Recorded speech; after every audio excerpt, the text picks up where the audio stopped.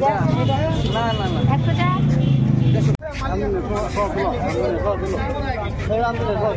না মালিক সব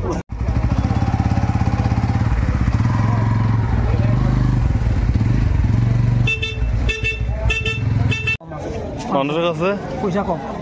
কি কারণে পয়সা কম?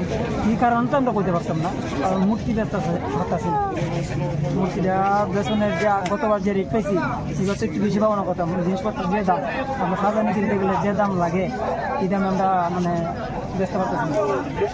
মূর্তি সেই খুব বিপদে আছে, এবারে রেট কম কইতেছে মানুষের। গতবার তো কম করে মানুষের জিনিসপত্রের দাম বেশি, জিনিসের দাম বেশি, সাজানোর দাম বেশি।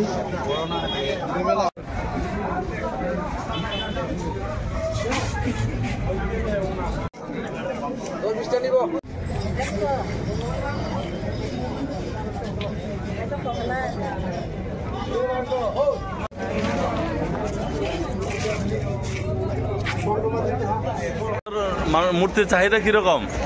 মূর্তির চাহিদা তো আছে, মানে মোটামুটি ভালো হয় বলতে, রেটটা একটু কম, কি 150 টাকা করে 100 টাকা করে ব্যস্ত আছি আমরা। কি কারণে ব্যস্ত আছো?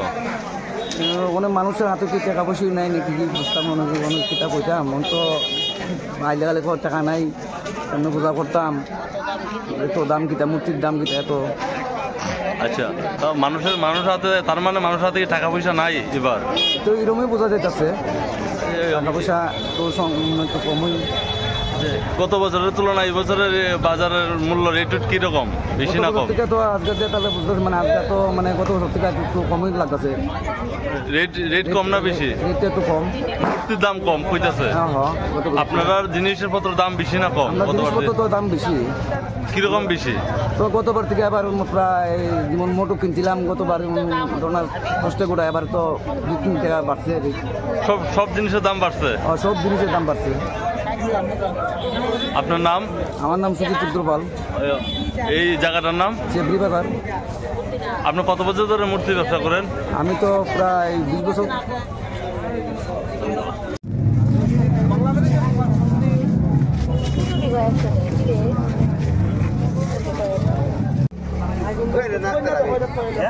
আরে ভাই